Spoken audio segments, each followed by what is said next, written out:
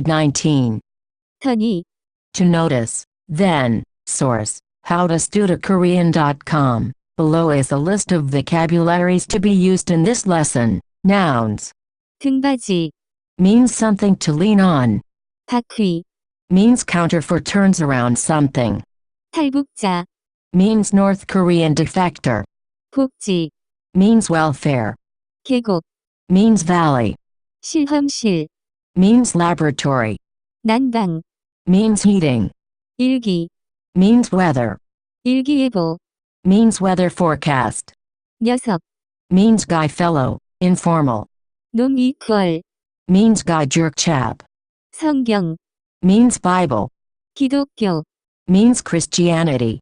천주교, Means Catholic. 하느님, Means God. 신자, Means believer. 식수, Means drinking water. 시위, Means protest demonstration. Verbs. 실험하다, Means to conduct an experiment. 뺏기다, Means to have something taken away. 따다, Means to get, to obtain, a certification. 구걸하다, Means to beg, to panhandle. Adjectives.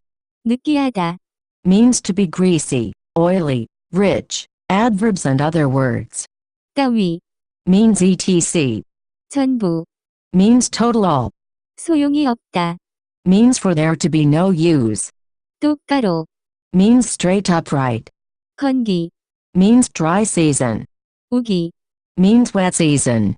최저, Means the lowest. Introduction. In this lesson, we will finish with our group of lessons about. 더, Specifically, in this lesson, you will learn how to use. 더, In combination with. 은이, Lesson 81. To connect two clauses. The construction 더니, is very similar to other clause connectors like 어서, 무니까, and, 기 때문에, but as always there are some specific usages you should know about. Let's get started. To notice experience, and then. 더니, This is one of the grammatical principles that foreign learners of Korean have a lot of trouble with good reason. 2. Its meaning and usage are very similar to many other grammatical principles that you have already studied. My goal for this lesson is to teach you the situations where you will be more likely to find this grammatical principle being used. You can probably already guess the meaning of 더니, without even reading my explanations. It's quite simply the combination of 더, to experience, notice, learn, see something firsthand, which you have studied since lesson 117, plus the meaning of 은이, that you studied in lesson 81. As always, it's hard to come up with a translation that will fit every scenario, but a good translation might be to experience, notice, learn, see something firsthand. So, I would like to separate my explanation of 더니, into two usages that I have noticed when the speaker is talking about himself herself. 더니, Typically, when the speaker is talking about himself herself, when the speaker is the subject of the sentence, you will see a sentence that has a form like this. 내가 스타벅스 커피를 마셨더니 기분이 좋아졌어. So, you might be looking at that sentence and asking yourself, okay, this looks just like any sentence. What form are you talking about? Let me explain. Typically, and I really do mean typically, as I've noticed this for years now, when the speaker is also the subject of a sentence, you will see this type of form. 1. Speaker. 2. Some action that the speaker did. 3. Past tense. 악업 사더니요. Some emotion or description that happens as a result of what the speaker did. I would like to talk about each number above individually to describe this form that I am talking about. As I said, this form is typically used when the speaker is the subject. The only reason I say typically instead of always is because you never know when there may be exceptions in languages. I'd like to say always, but I'm just going to say typically. This one doesn't really matter. Some action that the speaker did in the past. When the speaker is the subject of the sentence, I have noticed that the clause is conjugated into the past tense. For example, this sentence is awkward in Korean.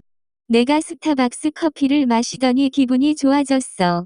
Why use 더니, Actually, in my opinion, it's not even about the use of.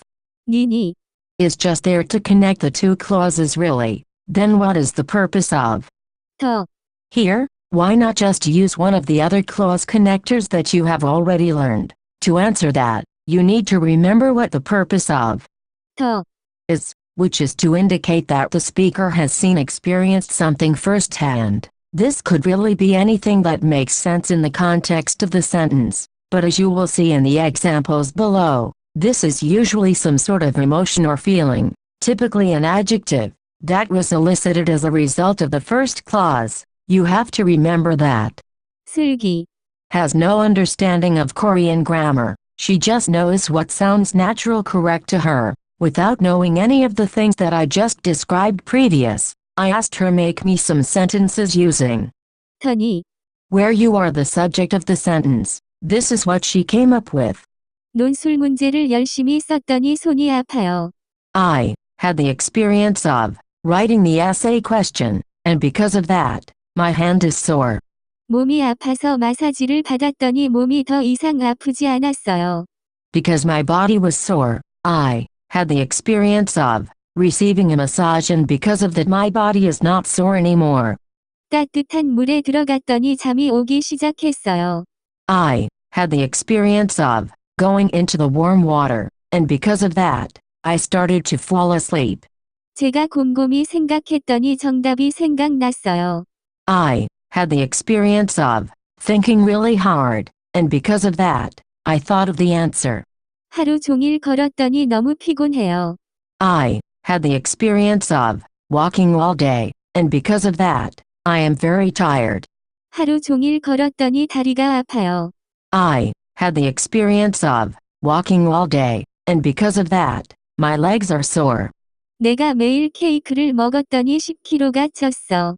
I had the experience of eating cake every day, and because of that, I gained 10 kilograms. The first thing I did was change all of the conjugations before 더니, to a present tense conjugation. She said all of those sounded unnatural. The next thing I did was ask her what the difference between these two would be. 하루 종일 걸었더니 다리가 아파요. 하루 종일 걸어서 다리가 아파요. Her answer, both sound exactly the same to me. The only thing I can guess is that the example with 더니, just gives the listener a tiny bit more information, feel, specifically that the person experienced the action, and makes the sentence just that much more complex. So now your question is, okay, so when would I use 더니, instead of 어서, or 기 때문에, or any other grammatical principle like this? That's what I'm saying. When you want to express a sentence in the form that you see in the sentences above, I suggest that you use 더니, over other grammatical principles. Likewise, you will be more likely to see here 더니, be used in these types of situations as well. Now, what if the speaker is not the subject of the sentence? Full stop. When the speaker is talking about somebody else. 더니, When the speaker is not the subject, and thus, talking about somebody else in a sentence that has two clauses connected by 더니, I have noticed a different trend than what was described above. Let's look at an example. 슬기가 체육 시간에 너무 많이 달리더니 다음 수업을 들을 수 없었어요. I personally saw experienced Sulji run a lot during PE class, so she didn't attend the next class. The clause before 더니, is something specifically experienced by the speaker. Right away, we can see how this would differ from the following sentence. 슬기가 체육 시간에 너무 많이 달려서 다음 수업을 들을 수 없었어요. Sulji ran a lot during PE class, so she didn't attend the next class. The difference is that in the first example, the speaker of the sentence saw experienced firsthand that Sulji ran a lot in PE class, whereas in the second example, no indication is given as to whether the speaker actually saw Sulji running. For example, it could be her friend in another class, or even her parent who obviously wasn't in school that day. Imagine that the teacher of the next class called her parents and asked why she didn't attend the class. The parents could say the following because they didn't actually experience Sulji running. 슬기가 체육 시간에 너무 많이 달려서 다음 수업을 들을 수 없었다. However, If the teacher of the next class asked the PE teacher why Sulji didn't attend the class, the PE teacher could say, 슬기가 체육 시간에 너무 많이 달리더니 다음 수업을 들을 수 없었어요. Another example. 슬기가 2개월 동안 일자리를 구하려고 노력하더니 결국 좋은 일자리를 구했어요. I personally experienced Sulji trying to get a good job for 2 months, and she eventually got a job here. Maybe Sulji's parents or close friends could say this sentence. Regardless of who it is, it would have to be somebody close enough to her to have noticed that she was looking for a job for that long of a time period, and to know that she finally got it. Another example. 젊었을 때 돈을 아끼지 않고 쓰더니 결국 그 남자는 거지가 되었어요. I personally noticed him not saving his money and using it, so he eventually became a beggar homeless person. Maybe a neighbor can say this, or a close friend to the man who has known him since he was younger. A good question now becomes, what if the clause before 더니 is conjugated into the past tense? Conjugating this clause to the past tense has the same effect that was described in lesson 118, where it was done to sentences ending in 더라.